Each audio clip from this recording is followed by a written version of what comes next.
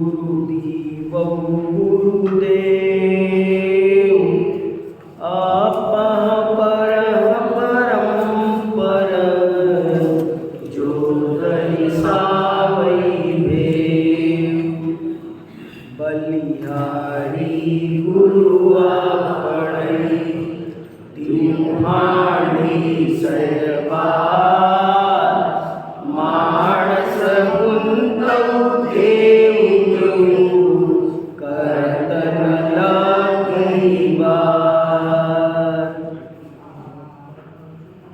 ये पाहुड़ दोहा नाम का ग्रंथ है जिसकी रचना आज से 1000 वर्ष पहले मुनि राम सिंह ने की है और आज मैंने 2 दोहे शुरू के पढ़े। प्राय हम 1 पढ़ते हैं पर आज 2 पढ़े। इसलिए 2 पढ़े कि वास्तव में मंगलाचरण 2 दोहों का है, 1 दोहों का नहीं है। जैसे अपन भक्तामर स्तोत्र पढ़ते हैं ना, तो भक्तामर स्तोत्र का जो पहला छंद है वो वास्तव में अधूरा है, दूसरा छंद मिलाते हैं तब पूरा होता है। भक्तामर का जो पहला श्लोक है वो पूरा नहीं है, उसमें तो सम्यक प्रणम्य, लेकिन क्या प्रणाम करके क्या, वो बात दूसरे छंद में जाके पूरी होती है। जब क्रिया आती है स्तोष्ये किलाहमपि तं प्रथमं जिनेन्द्रम, जब ये बात आती है तब वो मंगलाचरण पूरा होता है। ऐसे ही जरा ध्यान दो, पहले दोहे में क्या लिखा यहाँ पर? सिर्फ इतना सा कहा कि गुरु दिनकर हैं, गुरु हिमकिरण हैं, गुरु दीपक हैं, गुरुदेव हैं और वे स्वपर भेद विज्ञान कराते हैं। ये क्या मंगलाचरण हुआ? मंगलाचरण पूरा नहीं हुआ। मंगलाचरण वास्तव में जब दूसरा दोहा पढ़ेंगे तब पूरा होगा। क्या है दूसरा दोहा?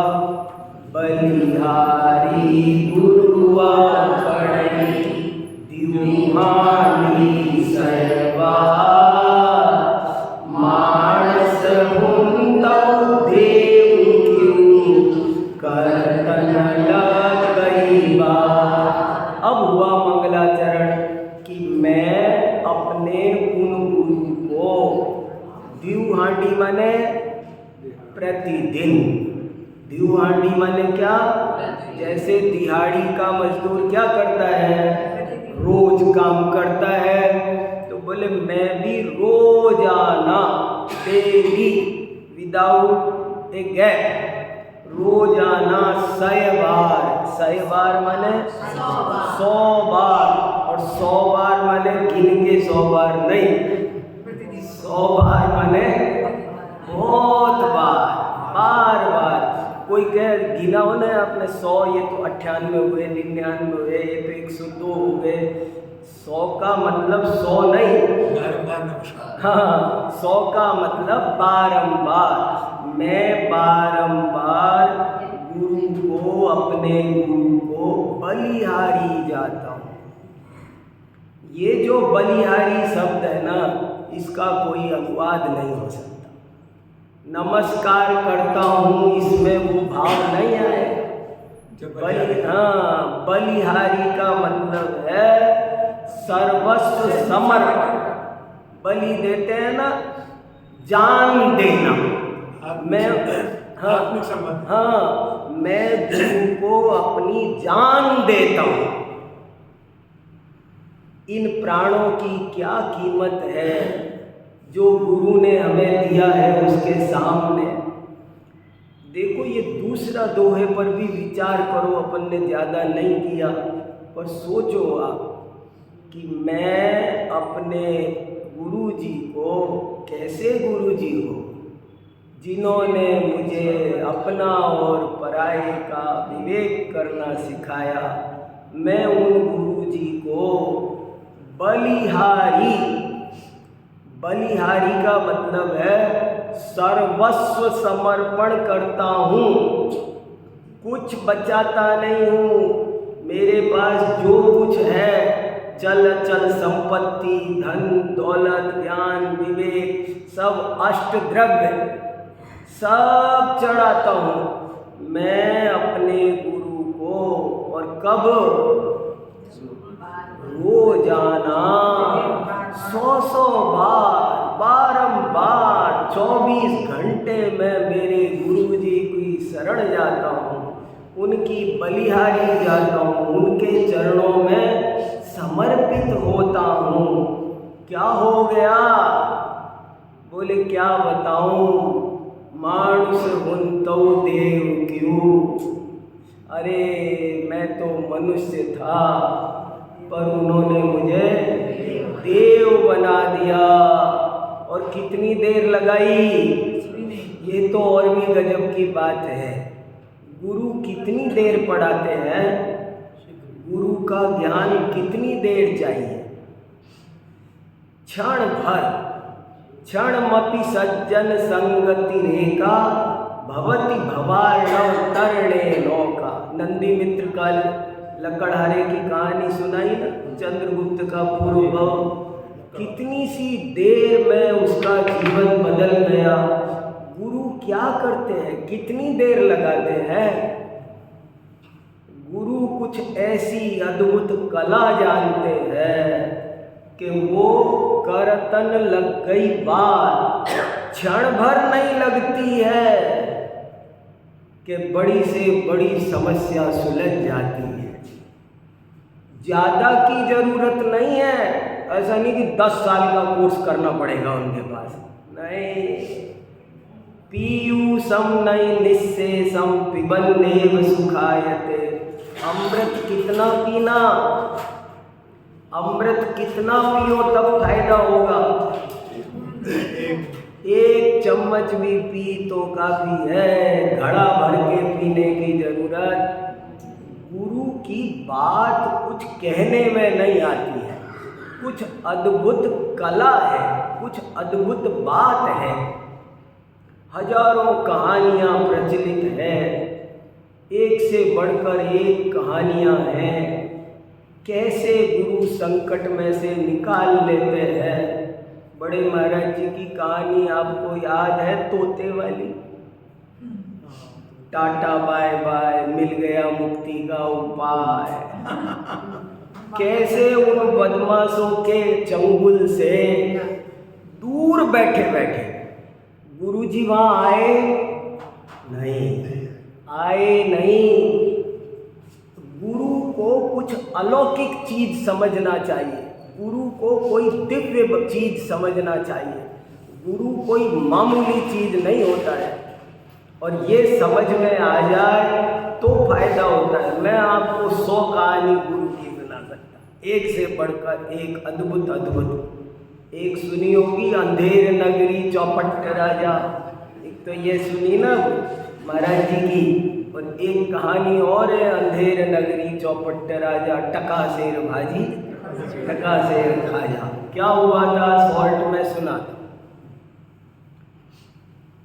एक गुरुजी थे, अपने चेले के साथ जा रहे थे, तो एक गांव से गुजरे, तो वहाँ पर पूछा कि भैया ये बर्फी क्या भाव? बोले टका से। गेहूँ क्या भाव? कि टका से। गुलाब जामुन क्या भाव? कि टका से। सोना क्या भाव? कि टका से। हर चीज़ टका से। तो वो सोचने लगा, अरे ये तो बहुत अच्छा गांव है, अपन क्यों गेहूँ खाएं, अपन तो गुलाब जामुन खाएंगे। ये अपन तो और किसी गांव में जाने की जरूरत नहीं है, इसी गांव में रहना चाहिए। यहाँ पर बहुत चीप है, ये गांव सस्ता है, अपन तो यहाँ रहेंगे। गुरुजी बोले नहीं, यहाँ रहना सही नहीं है। अंधेर नगरी चौपट राजा, टका शेर भाजी टका शेर खाजा। तो आखिरकार बात बनी नहीं, तो चेला बोला गुरुजी आप विहार करो, मैं यहीं के आनंद लेता हूँ। बोले ठीक है। तो वहीं रहता रहा, और खूब गुलाब जामुन बर्फी खा खा के मोटा हो लिया अच्छे से। तो इतने में ही एक दिन क्या हुआ, दरबार में एक आदमी आया चिल्लाता चिल्लाता, महाराज मेरी बकरी गिर गई, दीवार मर गई, मुझे बचाओ, मुझे सुलझाओ। बोले क्या? अरे वही महाराज, दीवार गिर गई, बकरी मर गई मेरी। अरे तू कैसे गिर गई? बुला के लाओ दीवार को यहाँ पे। राजा बोला दीवार को यहाँ बुला के लाओ। महाराज दीवार थोड़ी आती है। अरे क्यों नहीं आती है? हमारा कहना कोई ऐसा नहीं है जो ना माने, दीवार को बुला के लाओ। महाराज दीवार की गलती नहीं है, उसके बनाने वाले की गलती। उसको बनाने वाले को पकड़ के लाओ। बनाने वाले को पकड़ के लाए। भैया ये कैसे तू, इसकी बकरी गिर गई, दीवार मर गई, वो क्या चक्कर है बता, ये क्या कह रहे हैं? अरे महाराज मेरी कोई गलती नहीं है, इन्होंने कच्चा चूना कच्चा सामान ला के दिया, मैंने बहुत कहा माने नहीं, मैंने बना दी। अब वो गिरेगी तो सही, बरसात आ गई है तो गिर गई, मेरी गलती नहीं है। वो जो बनाने वाला मजदूर है ना, मसाले बनाने वाला, सब उसकी गलती है। तो बोले उसको पकड़ो। उसको पकड़ा, घूम घाम के बहुत बात घूमती रही, और घूम घाम के एक आदमी पर आ गई। वो कहने लगा महाराज मेरी कोई गलती नहीं है, जिसको बुलाते हैं वो कह रहा है मेरी गलती नहीं है, कुछ नहीं चलेगा, तुम्हारी ही गलती है, इसको ले जाओ फांसी पे चढ़ा दो, उसको ले जाओ फांसी पे चढ़ा दो। तो उसको ले गए फांसी पे चढ़ाने। फांसी पे चढ़ाने ले गए तो थोड़ी देर में लौट के आए। बोले महाराज वो तो पतला आदमी है, फंदा अपना बड़ा है, तो कोई मोटे गले का आदमी चाहिए, पतले पतले गले का नहीं चलेगा, कोई मोटे गले। अरे तो मेरे पास बार बार मत आओ, कोई मोटे गले का आदमी ढूंढ के लाओ, उसको चढ़ा दो। तो उसको गए ढूंढने। बहुत अच्छा नाटक है भारतेंदु, मैं बहुत शॉर्ट में बता रहा हूँ, मैंने इस पर एमफिल में रिसर्च की है, एमफिल पर थीसिस लिखा है मैंने। तो बोले कोई नहीं, मोटा आदमी पकड़ो और उसे चढ़ा। तो गए ढूंढते ढूंढते, फंदे का नाम नापा, तो वो एक मंदिर के चबूतरे पे सो रहा था, उसका फंदा नापा, हाँ ये ठीक है। उसे उठ गए। बोले क्या राजा बुला रहे, मैं क्या गलती की? बोले कुछ नहीं, यहाँ गलती गलती कुछ नहीं होती, अंधेर नगरी चौपट राजा, टका शेर भाजी टका शेर खाजा। अरे तो भाई मैं क्या करूँ? बोले करना क्या है, नंबर आ गया आज। तो नंबर आ गया उसका, ले गए उसको पकड़ के। जब उसको पकड़ के ले गए फांसी के फंदे पर, तभी वहाँ से गुरुजी गुजरे। देखो गुरुजी क्या चीज होते हैं। तो अरे गुरुजी बचा लो, मैं तो मर गया, कहाँ यहाँ रुक गया, आपने बहुत मना की थी, पर मैंने तुझे बहुत कहा था ये नगर रहने लायक नहीं है, तू ही नहीं माना, अब क्या करूं मैं? अरे गुरुजी आप कुछ भी हो जाए, पर गुरु का नाम वो है जो हर संकट में दीपक दिखा दे। तो बोले मैं कुछ नहीं जानता गुरुजी, बचा दो। तो गुरुजी ने उसके कान इधर आओ, बोले सुनो, रोना धोना करो बंद, कान में कहा, और हंसो, खुश हो जाओ बहुत जोरदार। लोग पूछेंगे कि इतना खुश क्यों हो रहे हो? तो कहना मेरे गुरुजी बहुत बड़े ज्योतिषी हैं, और ये मुहूर्त अमृत मुहूर्त है, इस समय जो मरेगा वो सीधा भगवान के यहाँ जाएगा, वो उसको सौधर्मेंद्र की गद्दी मिलने वाली है इस समय जिसकी मृत्यु होगी। तो तुम तो खुश हो जाओ, इससे बढ़िया मेरा भाग्य कहाँ, आनंद करो तुम। वो खुश हो गया। तो खुश हो गया तो फांसी चढ़ाने वालों ने पूछा तू काहे को खुश हो रहा है? अरे बोले तुम जानते नहीं आज कौन तिथि है, आज अमुक तिथि अमुक बार अभिजीत मुहूर्त, और जो मरेगा वो सीधा सौधर्मेंद्र बनेगा। कब किसको ऐसी मृत्यु मिलती है? बोले ऐसी बात है, तो तू क्यों चढ़ेगा फांसी में? मैं चढ़ूंगा, तू हट, मैं चढ़ूंगा। वो कहने लगा लगा। जब वो चढ़ने लगा तो पुलिस का हेड आया। बोले क्या बात है, तू क्यों चढ़? बोले ऐसे ऐसे शुभ मुहूर्त है जो तो तू कौन होता है, तेरी क्या औकात है, इस चांस को मैं लूंगा, ये चांस मुझे मिले। दौड़ के मंत्री आया, क्या बात है? बोले साहब ऐसी बात है। बोले ये चांस मुझे मिले। राजा आया दौड़ के, बोले क्या बात है, सब लोग फांसी पर चढ़ने के लिए उतावले हो रहे, क्या चक्कर है? बोले ऐसी ऐसी बात है। अरे तो तुम सबसे ऊपर मैं हूं, मैं चढ़ूंगा। तो बोले आ जाओ महाराज, देश का कल्याण हो जाए। क्या कहानी है, मैं कुछ बता नहीं सकता। इन दो दोहों में कितना भाव भरा है, बहुत मैं चिंतन कर रहा हूं। गुरु दीण यरु गुरु हिम किरण, गुरु दीव गुरुदेव, अपर परम जो दर्शाई देव, बलिहारी गुरु आपनी, दिव्हाणी सयवा, मानस हूँ तऊ देव किरु, करतन लग गई बात। अब एक और खास बात बताता, बहुत खास बात है, सुन लो, ये निकल रहे मर्म। देखो, मंगलाचरण में देव को नमस्कार करने की परंपरा है। चाहे वो रत्नकरंड है, चाहे समय सार है, चाहे प्रवचन सार है, चाहे सटखंड, कोई भी ग्रंथ है, हमारे यहाँ मंगलाचरण का मतलब ही होता है इष्ट देव को नमस्कार। लेकिन क्या कारण है कि यहाँ पर इष्ट देव को छोड़कर गुरु को नमस्कार किया? सोचो सोचो, अमृत मिलेगा।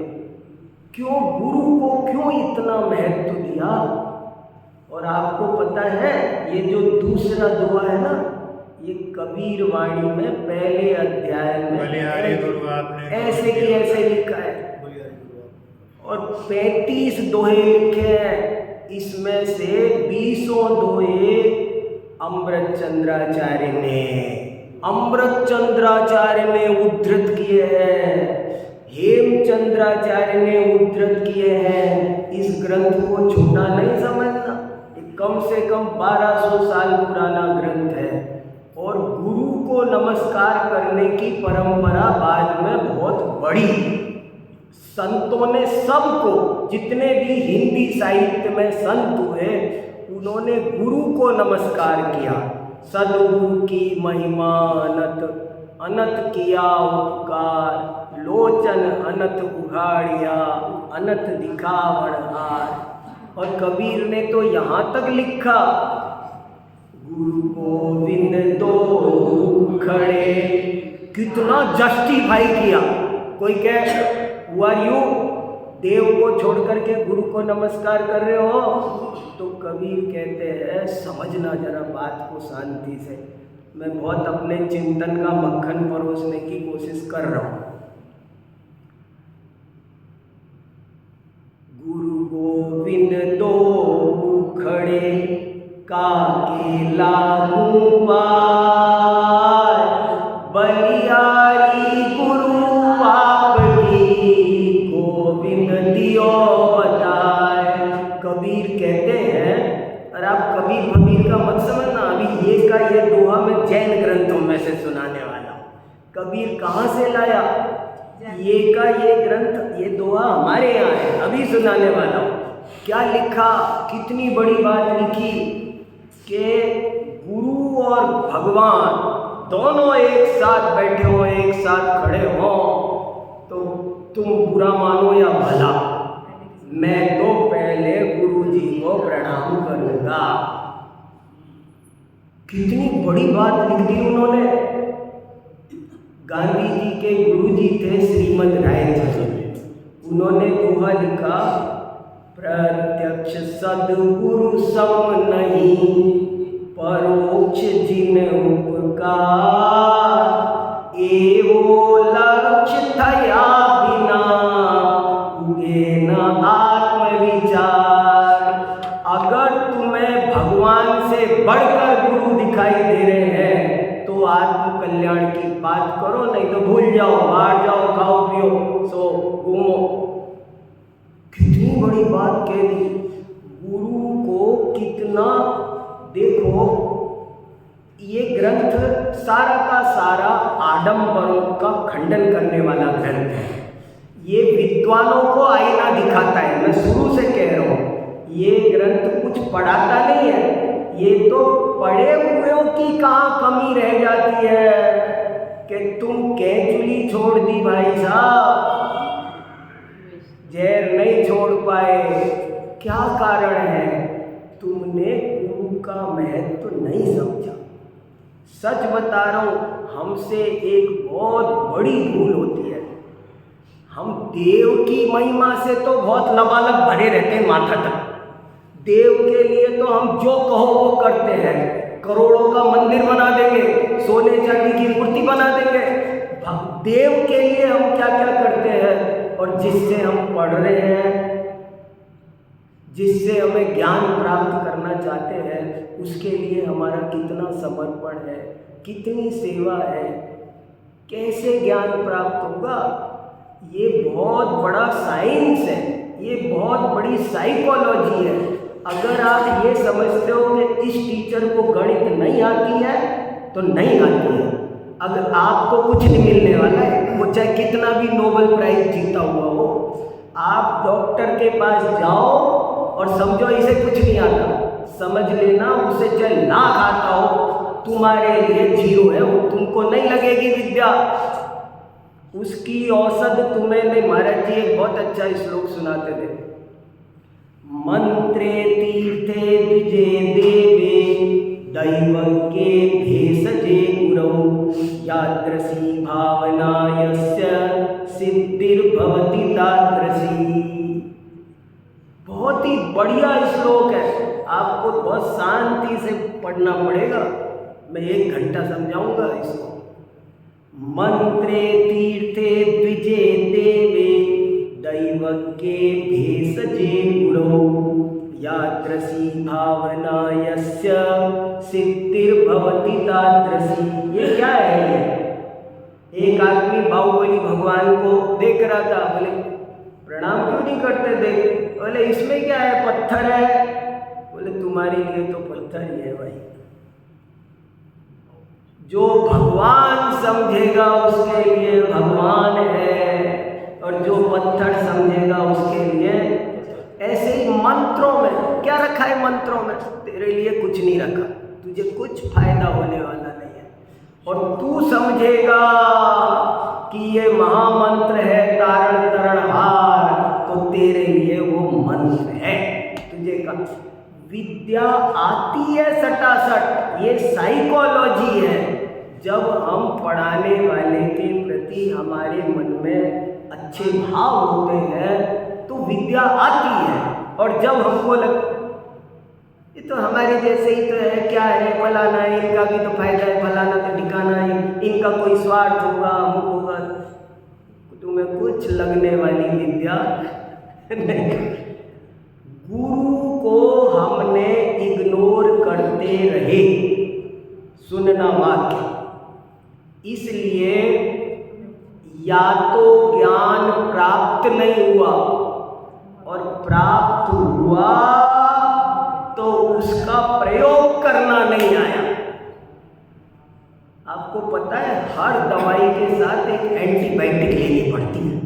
ये जो ज्ञान है ना, ये भी बहुत खतरनाक चीज़ है, अच्छी चीज़ नहीं है। ज्ञान मान को पैदा करता है, ज्ञान से अहंकार पैदा होता है।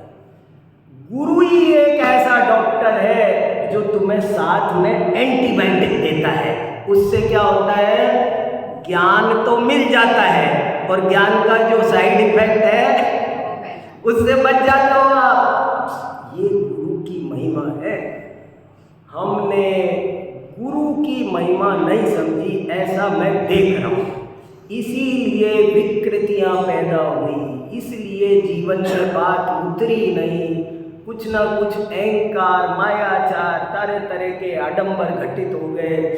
ये दोआ पाउड में क्यों गुरु को याद किया?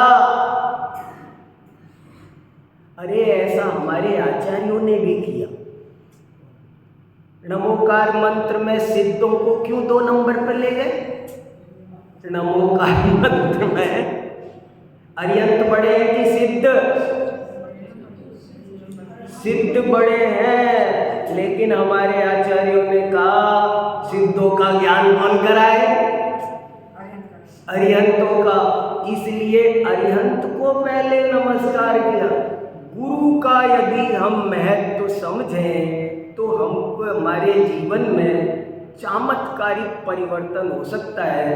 मैं इतनी बात आपको जोर दे के कहना चाहता हूँ। बहुत बात है पर इतना समझ लेना, अगर हम गुरु की सेवा नहीं कर सके, अगर हम गुरु, आप कहते हैं ना, गुरोरेव प्रसादेन लभ्यते ज्ञान लोचना। ज्ञान की आंखें गुरु के प्रसाद से ही मिलती है और कोई उपाय संसार में नहीं है। ऐसे ही चीज आती है, आपको उसकी बहुत महिमा होनी चाहिए। अगर उसके प्रति आपका हल्का दृष्टिकोण है जिससे आप पढ़ रहे हो तो आपको विद्या प्राप्त नहीं हो सकती है।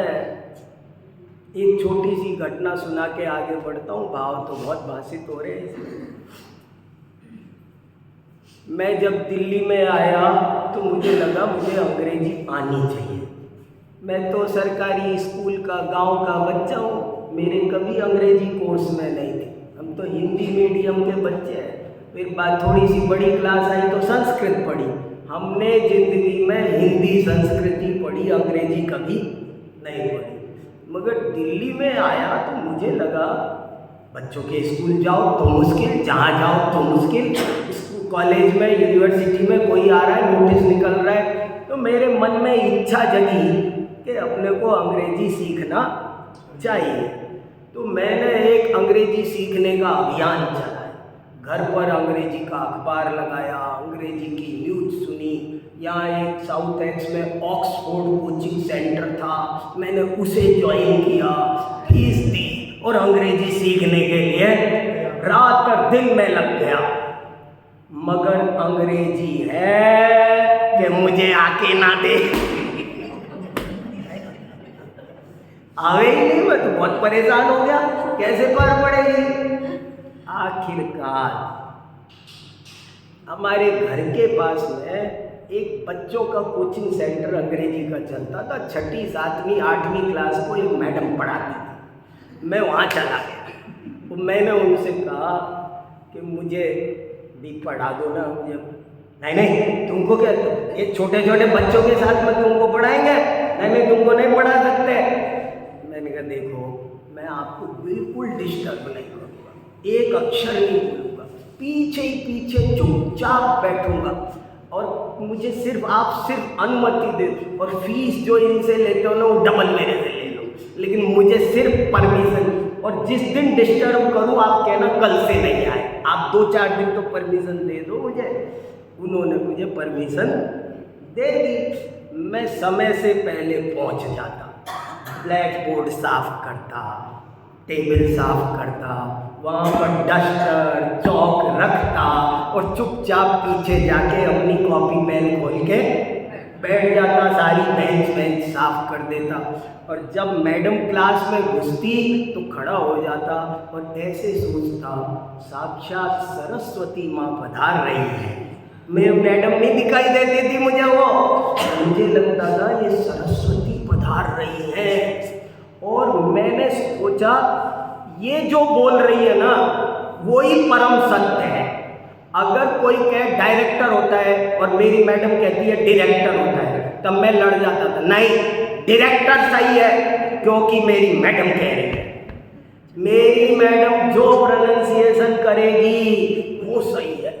मैंने बहुत श्रद्धा भक्ति के साथ में पढ़ना शुरू कर दिया। और वो उनको भी कुछ मन आ गया धीरे धीरे। तो वो बाद में जब क्लास खत्म हो जाए तो आज तुम दिवाली पर 5 मिनट बोलो, आज तुम होली पर 5 मिनट बोलो, आज तुम अपनी दिनचर्या 5 मिनट बोलो। और क्या बताऊं, मैं धड़ाधड़ अंग्रेजी बोलने लग गया। और वो ISJS के लोग अंग्रेज विदेश से पढ़ने आते हैं, उनको लेक्चर देने लग गया 2-3 घंटे अंग्रेजी में।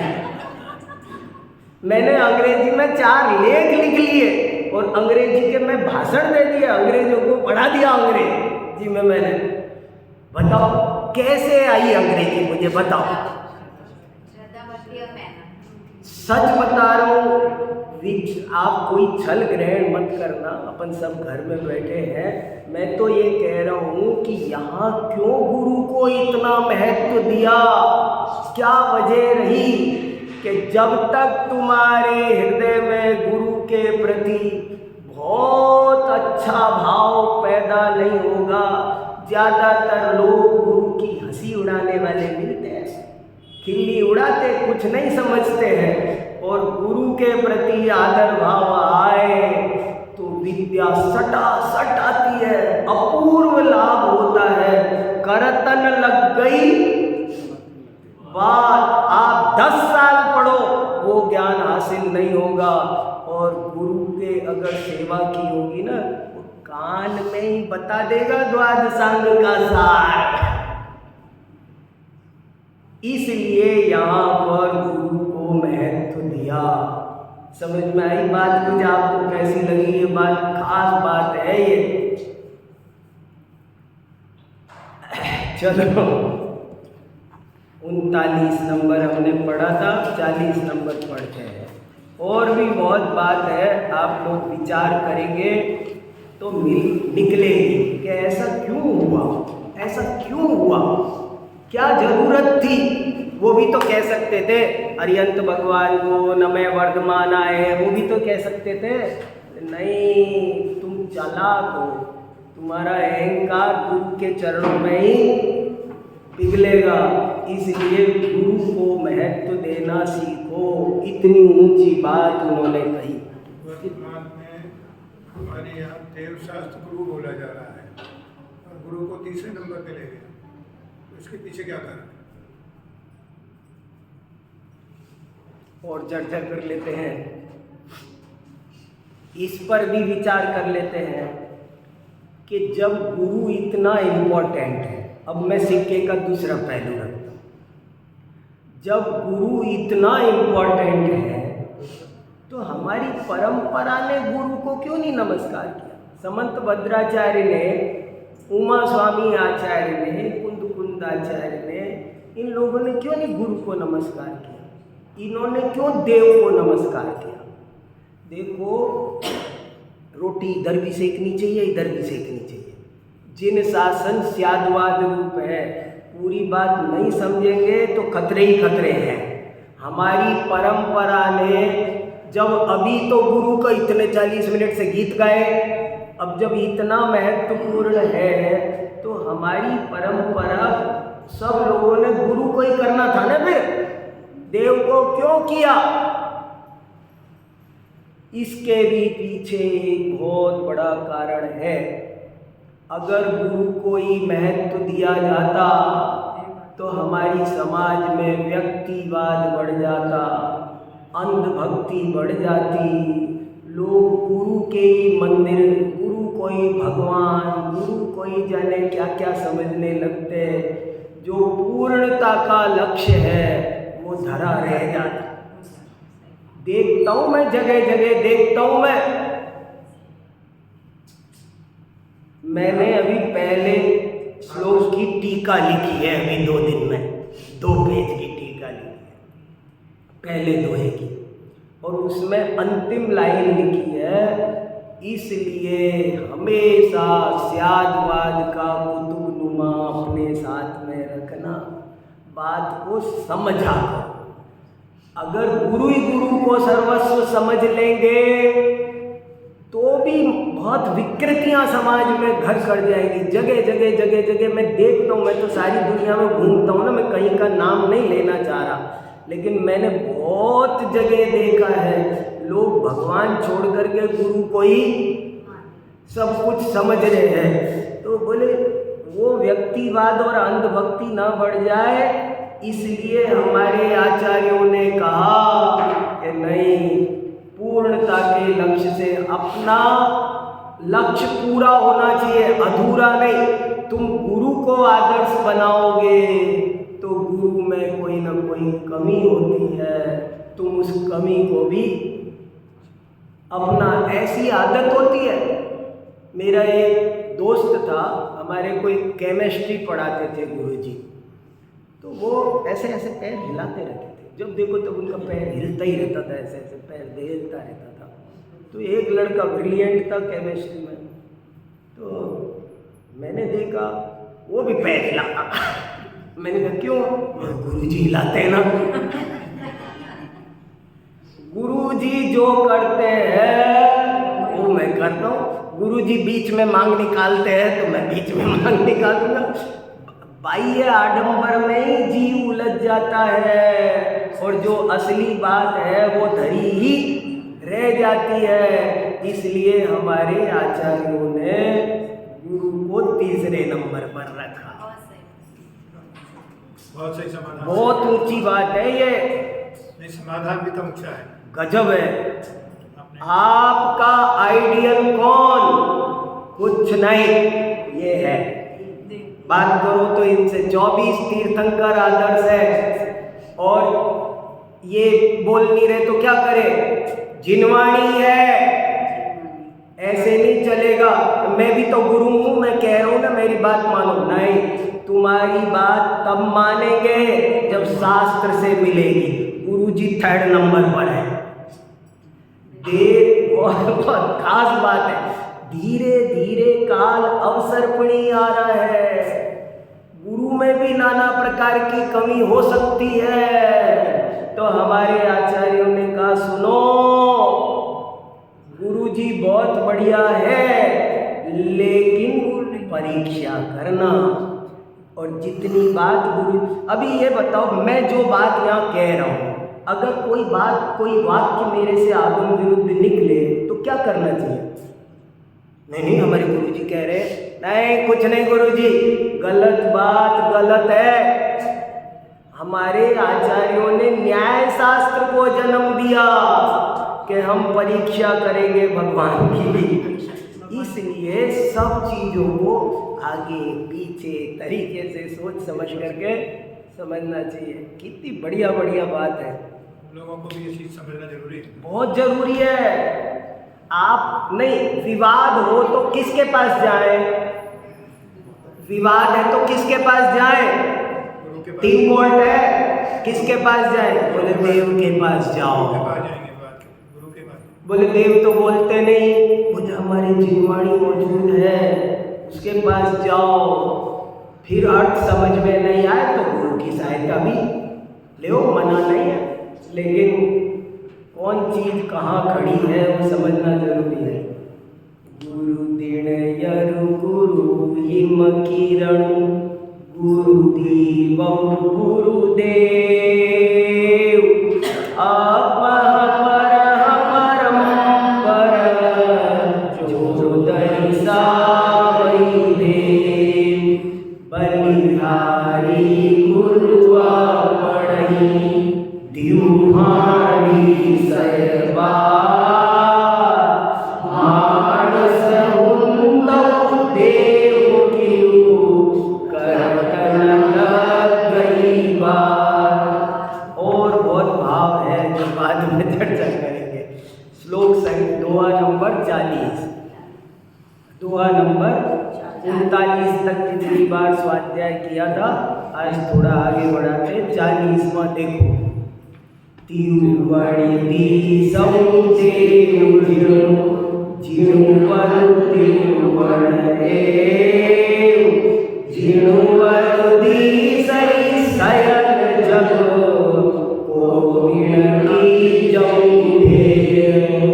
तिरुवणी, त्रिभुवन में, त्रिभुवन, त्रिभुवन माने त्रिभुवन, ती और नी लगा दिया तो में, सप्तमी एक वचन, त्रिभुवनी, त्रिभुवन में दिसई दिखाई देते हैं। क्या दिखाई देते हैं? देव जिन देव दिखाई, तीन भुवन में मुझे तो एक जिन देव ही दिखाई दे रहे हैं।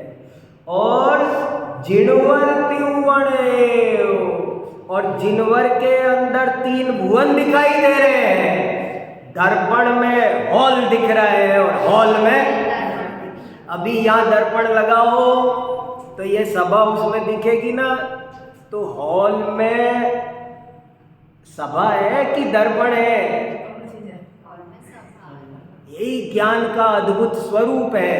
तीन भुवन में जिन देव है और जिनवर में तीन भुवन है। जिनवर दी सही सयल जग, जिनवर सारे जगत को देखते हैं, सर्वदर्शी हैं, सर्वज्ञ हैं। कोविण की जय भेव, कोई भी इस भेद को नहीं जानता। यहाँ भेद का क्या मतलब है? यहाँ भेद का अर्थ एक तो है अंतर। ज्ञान में ज्ञेय है और ज्ञेय में ज्ञान है।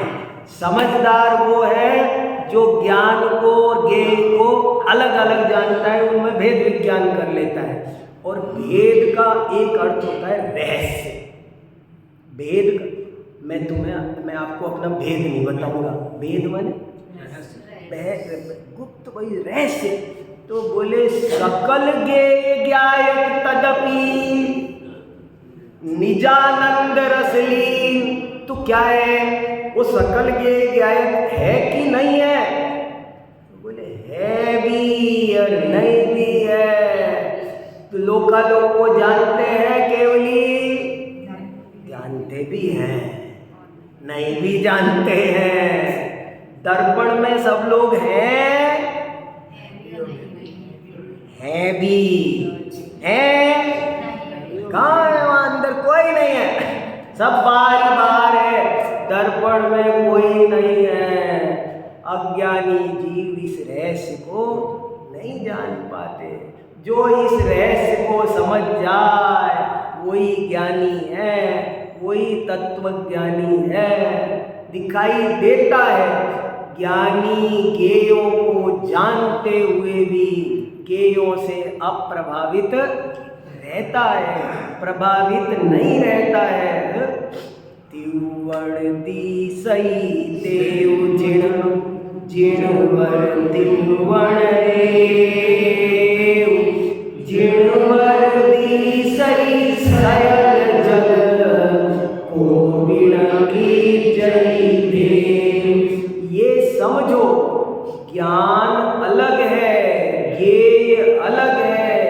ज्ञेय ज्ञान में दिखाई देते हैं, लेकिन ज्ञेय ज्ञान में प्रवेश करते नहीं है।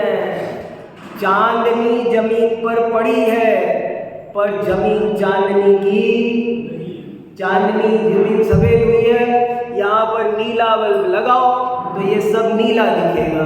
तो नीला हो जाता है? नहीं होता, सिर्फ दिखता है। स्फटिक मणि होता है अपने है ना ऊपर, स्फटिक मणि है ना।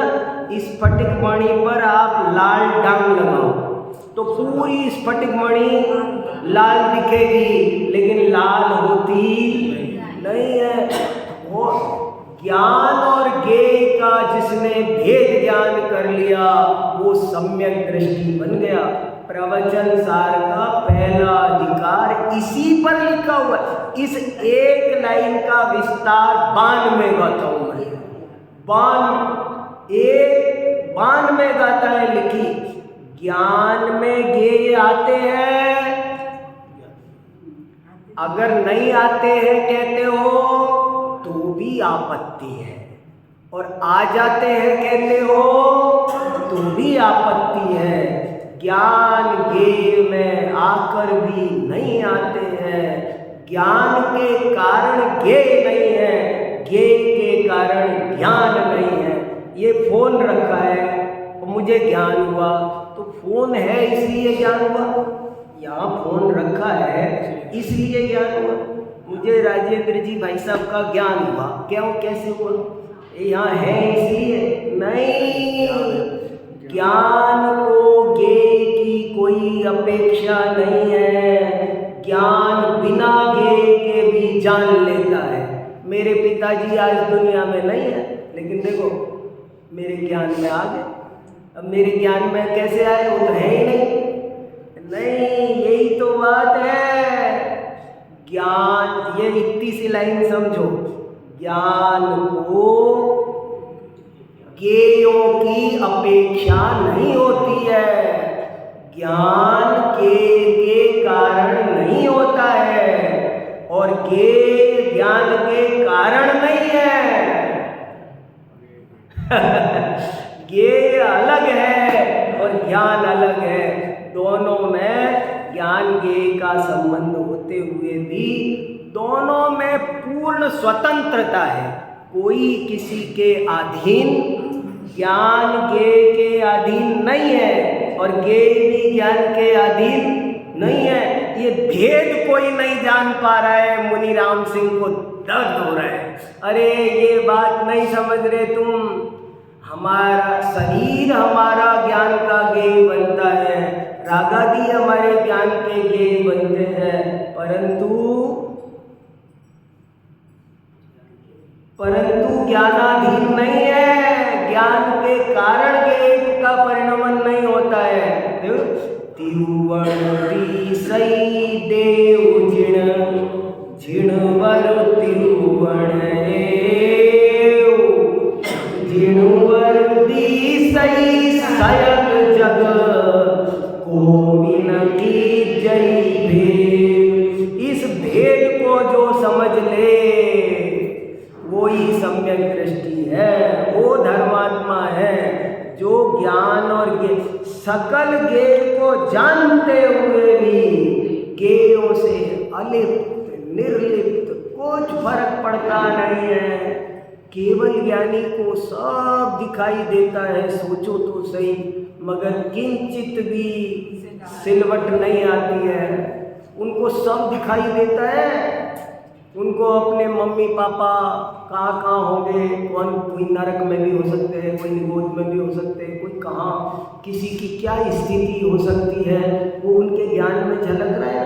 लेकिन झलकते हुए भी कोई उन्नति, एक बच्चा उन्नति कर रहा है, इसलिए ये बात समझना जरूरी है। सहज जानना स्वाध्याय है, सहज जानना सामायिक, सहज जानना धर्म ध्यान है, काम नहीं यह सामाजिक।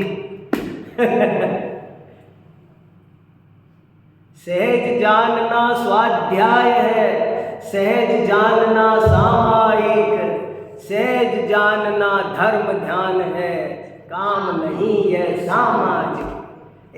जाओ 40 नंबर का दुआ अद्भुत है, अद्भुत है। देखो, तिरुवण सौ देव जिणवर तिरुवण जिणवर सई सयल जग कोविण की जय भेद।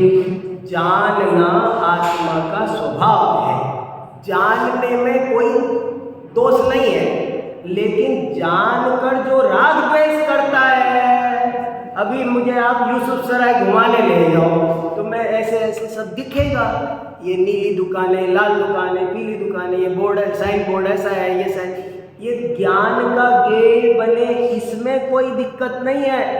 लेकिन ये अच्छा है, ये बुरा है, अरे इन्होंने बहुत अच्छा लगाया, अरे इन्होंने बहुत अच्छा लगाया, इनको लगाना ही नहीं आता।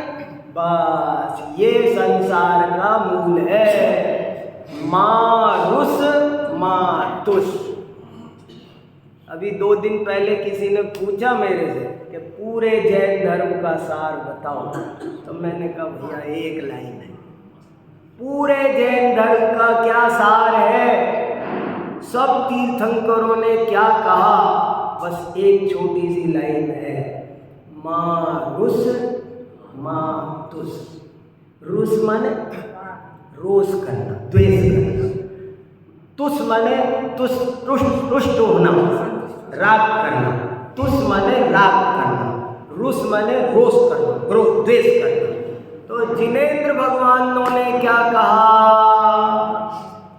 मारुस माँ, दुनिया में जो हो रहा है वो होने दो, होता स्वयं जगत परिणाम। मैं जग का करता क्या काम, दूर हटो पर कृत परिणाम, सहजानंद रहूं अविरम। आत्मा का स्वभाव तो ज्ञान और आनंद है। मैं तो ज्ञान और आनंदमय हूँ। मुझे ज्ञान रूप रहने में ही मोक्ष मार्ग है। अनंत काल तक क्या करेंगे हम सिद्ध शिला पर? जानते ही रहेंगे ना, तो वो आज शुरू करना है। ये गजब की बात है। देखो तो सही, तिरुवण सही देव जिण वर तिरुवण जिणवरती सही सयन जग गोविण की जय देव। कितनी बार पढ़ूं बताओ? 100 बार पढ़ सकता हूँ, थकूंगा नहीं, थकूंगा नहीं, पढ़ता रहता हूँ, बिल्कुल नहीं थकूंगा। क्या अमृत भरा है ना। देखो अगला पढ़ते हैं। पूजौ जिण भणई को जय हरियण, आपा देह डाण मऊ छुड़ बुझियो विभिन्न। बुझो अरे जानो जानो, बूझो बूझो, समझो समझो, बुझो बुझो बुझो बुझो। तो तुम कह रहे हो जीणु भणई, मैं नहीं कह रहा, भगवान कह रहे हैं। क्या कह रहे हैं? कि जानो, क्या जाने? कि को बुझई अनुवर्ण, तुम रात और दिन अन्य अन्य चीजों को जानने में क्यों लगे हो? अप्पा देहणाण महू, इस शरीर के ही अंदर एक नाण में अप्पा है। देखो अप्पा माने आत्मा। अब ये सब शब्द आ रहे हैं ना, सब कोई दिक्कत नहीं ना, तो सब अपभ्रंश के विद्वान बनना चाहिए। थोड़ी थोड़ी मेरी भी तो इज्जत है। कोई आएगा और मैं कहूँगा कि मैंने यहाँ पर पाउड दुआ पढ़ाया है, पूछेगा आपसे, फिर आप क्या करोगे? तो थोड़ी थोड़ी आनी चाहिए। देखो बुझौ बुझौ जिण भणई, भणई माने भणना माने कहना। जिनेंद्र भगवान कहते हैं, क्या कहते हैं? क्या कहते हो? वो क्या कहते हैं? क्या करने को कहते हैं? केवल जानने को कहते हैं और कुछ करने को नहीं कहते। भगवान जानने को कहते हैं, करने को भगवान ने कुछ करने का काम नहीं बताया है, उन्होंने सिर्फ जानने का काम बताया है। और वो भी क्या? जानना भी दुनिया की अन्य चीजों को नहीं, बल्कि देह के अंदर, शरीर के अंदर जो अप्पा ज्ञान में बैठा है, आत्मा ज्ञान में बैठा है। छुड़ बुझियो विभिन्न, उसे जानो और बाहर की विभिन्न वस्तुओं को जानना छुड़ो, चड्डा, बाकी सबको जानना, अन्य चीजों को जानना छोड़ो। तुम तो शरीर के अंदर जो अपना ज्ञानमय आत्मा बैठा है, इसे जानो। जिनेंद्र भगवान का एक ही संदेश है। ये हिंदुओं के ग्रंथों में भी लिखा है, एक उपनिषद में लिखा है कि सारे शास्त्रों का सार है आत्मानं विद्धि, ऐसे लिखा है। सारे शास्त्रों का सार है आत्मानं विद्धि, आत्मा को जानो। और बाइबल में लिखा है 20 बार कम से कम, नो थायसेल्फ, नो हर 10-5 पेज में आ जाता है। बाइबल पढ़ने लगोगे तो हर 10-5 पेज में आ जाएगा। क्या है? No thyself. अरे अपने को पहचानो, अपने को जानना जानना ही धर्म है, और अपने को नहीं जाना तो धर्म प्रकट जीवन में होता नहीं है। चलो समय हो गया।